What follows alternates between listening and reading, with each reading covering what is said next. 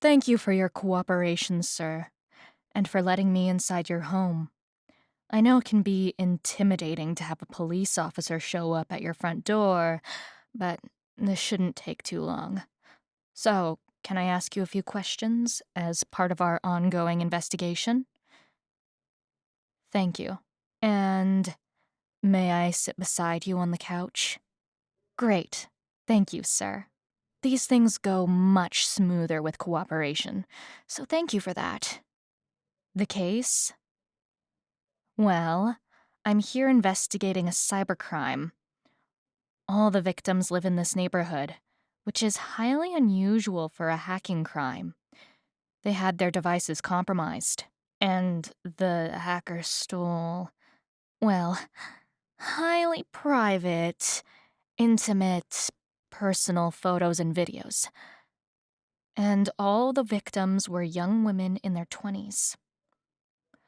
Hopefully you can be of assistance and help us identify possible suspects. We believe the suspect to be a young male, single, who is living alone. But honestly, we don't have many leads at this point. And before I proceed with my questions, this is a little embarrassing to admit, but I think we know each other. Do you remember me? No? Well, I'm much taller now. And, well, bustier. We went to school together, but never really talked to each other. Oh, really? You remember me now? Yeah, you're right. I was at the graduation party at the lake. Oh my god, yes! I was wearing a red bikini! You have an incredible memory. No, we didn't really talk that night. Well, I think I wanted to talk to you, but I was too shy to say anything. You always seemed so interesting and unique, though. Honestly, I might have had a schoolgirl crush on you. But I was so awkward and timid then, not the dominant, confident detective I am today. I wonder what might have happened if we... Well, never mind. That's in the past. But anyway, I got distracted. Let me put my serious detective hat back on. Now, this man, the perpetrator. We think that he must be desperate to have physical contact with women. We also believe that he has fantasies of being dominated by women. You look nervous. My apologies, I know this is uncomfortable subject matter. And it makes it more awkward since we know each other. Should I stop? I could have another detective interview you at the station if you would prefer. Oh no, you're not under arrest. It's just that, well, you were a partial match for the suspect. But if I can just ask you a few more questions, I'm sure we could clear your name. Besides, I've been going door to door all day, and I've got no leads. Maybe you can help somehow.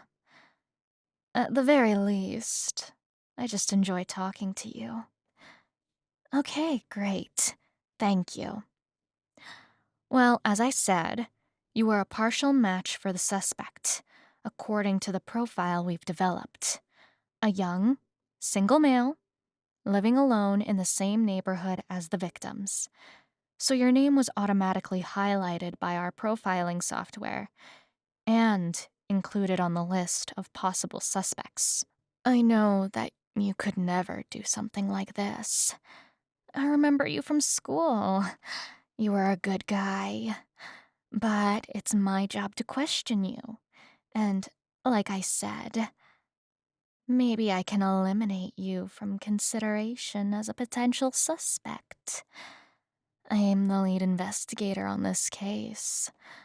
Before I can clear your name, though, we need to go over some potentially embarrassing personal details involving your sexual kinks.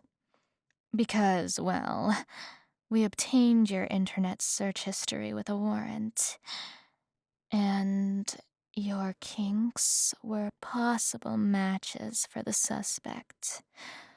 I can see that you're already blushing. Please don't be embarrassed. I've seen it all before. Trust me. Now, I've read the summary myself. In fact, I have it right here. And I need to warn you, this line of questioning is going to be personal. But in order for me to clear your name from consideration as a suspect, I need to thoroughly question you on these kinks. Is that okay? May I proceed?